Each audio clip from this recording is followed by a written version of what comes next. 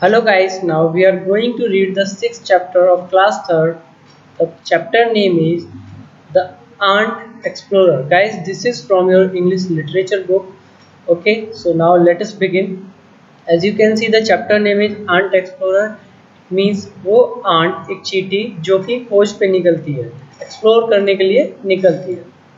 So now let's begin. Once a little sugar ant made up his mind to roam to far away, far away, far away from home. Poet यहाँ पे क्या कह रहा है कि एक बार एक आंट सुगर आंट यहाँ पे सेंस है कहने का मतलब वो आंट जो मीठे के आसपास या जहाँ मीठा होता है सुगर रहती है वहाँ पे आसपास रहना पसंद करती है.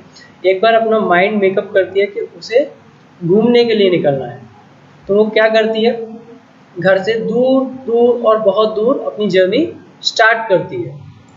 कौन करता है ये? Aunt. He had eaten all his breakfast and he had his ma's consent to see what he should chance to see and hears the way he went. तो वो क्या करती है, पहले तो अपना सारा ब्रेकफास्ट फिनिश करती है, फिर अपनी माँ का आशीर्वाद लेती है. कंसेंट होता है आशीर्वाद, तो माँ की ब्लेसिंग्स उसे मिल जाती हैं. फिर वो क्या करती है, वो मौका ढूंढती है या वो देखती है वो जगह जहाँ उसे जाना है और फिर वो उस रास्ते से अपनी जर्नी शुरू करती है. Then up and down a fern frond round and round a stone down a gloomy gully where he loathed to be alone. वो क्या करती है, वो जब जा रही होती है तो कुछ फ्रॉन्ट पत्तियां होती हैं, बड़ी बड़ी ग्रीन जो लीफ होती हैं उनको ही बोलते हैं फ्रॉन्ट पत्तियां ही बोलते हैं. तो उन पत्तियों के ऊपर नीचे चली जा रही है और कहाँ जा रही है, राउंड एंड राउंड स्टोन, पत्थर जो रास्ते में उसे मिल रहे हैं उनके राउंड राउंड मतलब इधर उधर से उनके घूमते हुए जा रही है. डाउन एंड ग्लूमी गली, उन रास्तों से गुजर रही है जो कि अंधेरे से भरे हुए हैं और नीचे बिल्कुल गड्ढे में है. Where he loathed to be alone, गली वो जो जैसे कि कहीं से पानी बह गया, पानी बह जाने के बाद जो रास्ता बचता है तो उनको बोलते हैं गली. तो उस रास्ते से निकल के जा रही है और उसको अच्छा नहीं लग रहा वहाँ पे होना, उसे लोथेड मीन्स पसंद नहीं आ रहा क्योंकि वो अकेली है, तो अकेली है वहाँ पे. जब वो इस रास्ते पे निकल आई तो उसे वहाँ पे होना अच्छा नहीं लग रहा. Then up a mighty mountain range 7 inches high through the fearful forest grass that nearly hit the sky. और कहाँ, जब रास्ते में वो जा रही है तो जो माउंटेन है जिनकी ऊंचाई लगभग 7 इंचेस की है, पोइट कह रहा है कि उसके लिए जो 7 इंच की ऊंचाई है वो माउंटेन के समान है. तो उनके ऊपर से होके जब वो निकल रही है आंट, और कहाँ से निकल रही है, वो ग्रासी फॉरेस्ट से, मतलब वो फॉरेस्ट जो लगभग घास से पूरी तरह से कवर्ड है. That nearly hit the sky, मतलब वो आसमान को छू रही है. घास इतनी बड़ी है, लगभग आसमान को भी ढक ले, इतनी बड़ी. तो पोइट यहाँ पे कह रहा है कि आंट इन सब से होके गुजर रही है, निकल रही है. Out along a ब्रेकन bridge bending in the मोस till he reached a dreadful desert that was feet and feet close. फिर पोइट क्या कह रहा है कि वो निकल रही है उन ब्रिजेस से जो कि पत्तियों के बन गए, मतलब किसी चीज जैसे कोई नीचे से खड्डा है उसके ऊपर पत्ती गिर जाए या डालियां आ जाए पेड़ों की तो वो एक ब्रिज का काम करती है. तो उन पत्तियों के ब्रिज से होकर गुजर रही है जो कि काइयों के ऊपर से, मोस होती है काई, जो पानी जैसे कहीं गीला गीला रहता है तो सीलन की वजह से वहाँ पे हरा हरा पौधे से कुछ जम आते हैं, ग्रीन ग्रीन सा, उसको बोलते हैं मोस. तो उन सब से गुजरती हुई वो कहाँ पहुँचती है, एक ड्रेडफुल डेजर्ट, मतलब बहुत ही भयानक डेजर्ट में पहुँचती है. डेजर्ट क्या होता है, रेगिस्तान.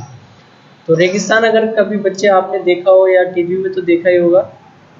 तो वो आंट कहाँ पहुँचती है, वहाँ रेगिस्तान में पहुँचती है जहाँ पे उसके जो पैर हैं वो लगभग हाफ मिट्टी में धंस जाते हैं, मतलब उसके पैरों के आर पार वो पैर रखती है जैसे ही उस मिट्टी में डेजर्ट में, तो क्या होता है कि पैर उसमें धंस जाते हैं.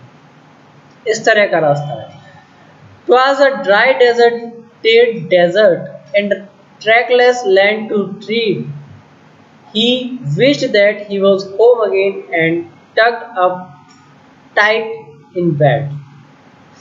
वाज ड्राई, वो कह रहे कि ये बिल्कुल ड्राई था, सूखा था, बिल्कुल एकदम पानी का कुछ भी दूर दूर तक नामो निशान नहीं था, पूरी तरह से सूखा। और ट्रैकलेस मतलब ना कोई रास्ता था जमीन पे ना कुछ भी कि उसके ऊपर चला जा सके या वहां से आगे बढ़ा जा सके, ऐसा कुछ भी नहीं था। जब यहाँ पे आंट पहुंचती है तो फिर उसका मन बदलता है, वो विश करती है कि उसे घर पे वापस जाना चाहिए और अपने बेड पे आराम से रेस्ट करते हुए होना चाहिए।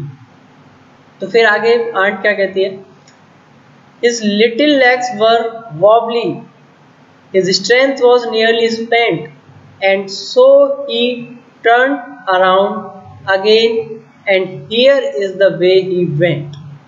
अब क्या होता है, जो लिटिल मतलब जो आंट है उसके जो छोटे छोटे पैर हैं वो अपने आप को मन बना लेती है कि अब उसे लौटना है, तो वो वहां से मुड़ जाती है। और जो भी इसकी मतलब आगे जाने की इच्छा थी तो इच्छा अब नहीं रही, और साथ ही साथ मतलब उसमें इतनी एनर्जी भी नहीं है, वो सारी जो स्ट्रेंथ है उसकी वो खत्म हो गई है। फिर वो जब मन बना लेती है तो फिर वो टर्न हो जाती है, लौटने का मन बनाते ही वो टर्न हो जाती है और फिर अपने वापस रास्ते पे घर की ओर चल देती है, जिस तरह से वो आई थी वैसे ही। Back away from the desert land feet and feet across, back along the bracken bridge bending in the moon. तो आंट जिस रास्ते से आई थी उसी रास्ते से वो वापस जाती है। तो जो पहले उसने डेजर्टेड लैंड क्रॉस किया था उसको फिर से करती है, उसमें फिर से उसके पैर धंस जाते हैं। फिर इसके साथ साथ जो पत्तियां पार करने के बाद वो जहाँ पहुंची थी डेजर्ट में, तो पत्तियां मिलती हैं, वो जो डालियां झुकी हुई होती हैं उनसे जो ब्रिज बन जाते हैं, और जो काई थी उनको पार करते हुए और पत्तियों के ब्रिज के ऊपर से होते हुए। फिर आगे क्या है, through the fearful forest grass shutting out the sky up a mighty mountain range 7 inches high। और किससे गुजर रही है जब वो वापस लौट रही है, वो फॉरेस्ट जो कि डरावनी है, घास से मतलब भरे हुए हैं और लगभग आसमान को भी ढके हुए हैं, पूरे आसमान को उन्होंने छुपा लिया है। वो बहुत ऊंचे मतलब माइटी माउंटेन, वो ऊंचे ऊंचे वो शक्तिशाली वो पहाड़ उसके लिए जो जिनकी ऊंचाई 7 इंचेस है। आंट के लिए ये ऊंचाई काफ़ी है, बहुत ज़्यादा है। Down a gloomy gully where he loathed to be alone, up and down a fern frond and round a stone। और उन ग्लूमी गली से जिनसे वो पहले होकर आई थी, मैंने बताया ग्लूमी गली वो अंधेरे से भरी हुई जो पानी के बहाव से जो गलियां बन जाती हैं उनको बोलते हैं गली। तो उस रास्तों से जब जहाँ पे उसे अच्छा नहीं लग रहा था क्योंकि वो अकेली थी, वहां पहुंचती है। और कहाँ पे, वो ऊंचे नीचे फर्न मतलब जो पत्तियां थी उनके ऊपर जहां, और वो पत्थर जहां उनको वो राउंड मतलब इधर उधर से घूमती हुई जहां वो पहुंची थी। आगे क्या है, a dreary ant a weary ant resolved no more to roam, he staggered up the garden path and crawled back the home. तो जो आंट थी मतलब वो अनहैप्पी थी अपनी इस जर्नी से और थक चुकी थी पूरी तरह से, ठीक है। तो उसने फिर अपना मन बना लिया कि वो अपनी यात्रा को यही रोकती है, खत्म कर दी और वापस लौटने का जो उसका एक्सप्लोर करने का जो उसका मन था वो उसने चेंज कर दिया। और लड़खड़ाती हुई वो उन गार्डन से उन रास्तों से अपने घर पे पहुंचती है और फिर अपने घर पे जाके आराम से रेस्ट करती है। सो गाइस, आई होप आपको ये समझ में आ गया होगा। एक बार मैं आपको जल्दी से बता देता हूँ कि क्या है इसमें।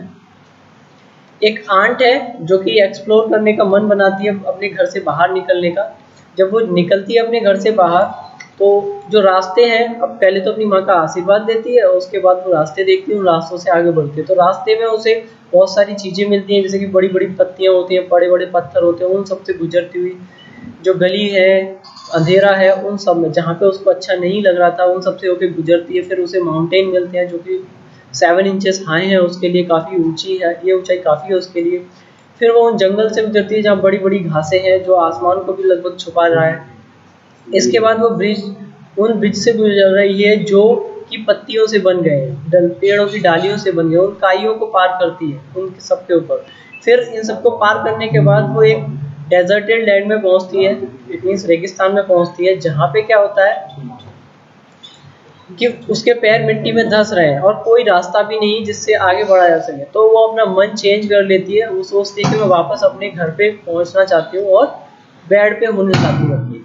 फिर वो क्या करती है, अपना मन, क्योंकि वो थक चुकी थी और उसकी स्ट्रेंथ जितनी थी वो सारी फिनिश हो चुकी थी, वो फिर से लौटती है और जिस रास्ते से वो आई थी उसी रास्ते से वो अपने घर को लौटती है। और जब वो लौटती है तो उसकी जो चाल थी बिल्कुल, वो क्योंकि थक चुकी थी तो लड़खड़ा रही थी और जो उसका मन था वो बड़ा दुखी हो गया था, अशांत हो गया था। सो गाइस, और आखिर में वो अपने घर पे पहुंच जाती है। सो गाइस, आई होप आपको पोएम समझ में आ गई होगी। Thank you.